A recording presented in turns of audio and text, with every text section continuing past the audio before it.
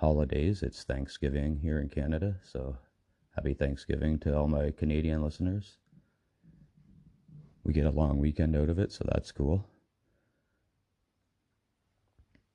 We're going to talk today quickly in the beginning about, you guys know if you listened last week that I was taking a trip to British Columbia for 4 days in the mountains and on the ocean. So I'm home.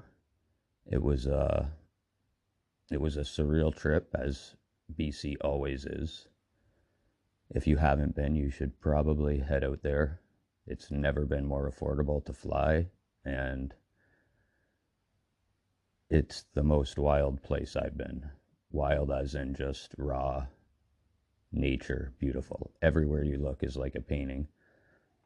So thanks to my friend Steve, who I grew up with, who lives out there now, who showed me around like he always does.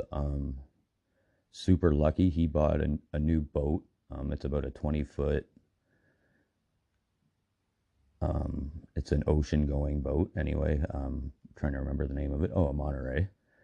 So the first day there, we took it out, and we were cruising around all the islands around the shoreline of Vancouver and north of Vancouver. We happened to be somewhere around the Squamish Inlet when a mama and a baby humpback showed up and put on a show for us for like 20 minutes.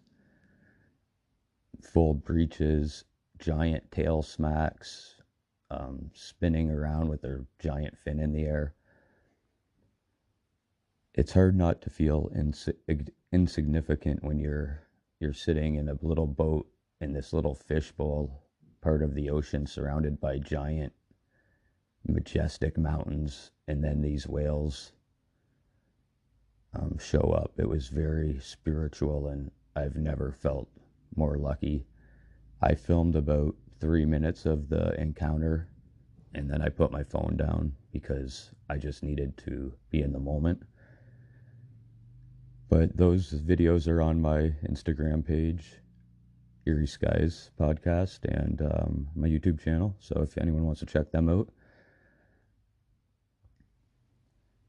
The second day we went salmon fishing up the Vedder River, which was also surreal.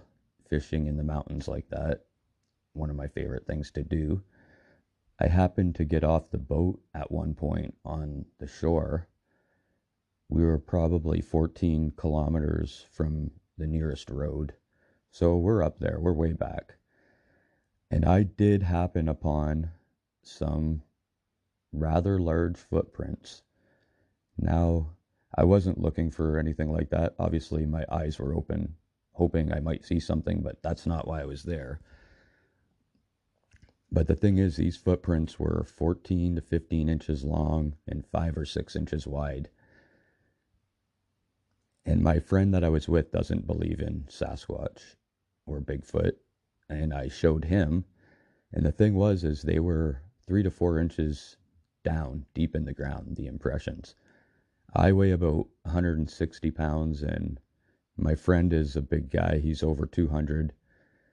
We couldn't get the ground to depress more than a quarter inch. Jumping. Has all 5 toes. There's like 6 tracks. I'll leave the pics in the along with the podcast tonight in the show notes, so everyone can have a look at them. They're also on the Instagram page and the YouTube channel. I mean, I'm not saying they're Sasquatch prints, but I couldn't imagine anyone being up there barefoot. But they could be bear or something. I don't know. I haven't spent enough time up there to know. Those were just the high points of the trip. It was an amazing trip. So thank you, Steve, for, always being a gracious host and bringing me to some of the coolest spots.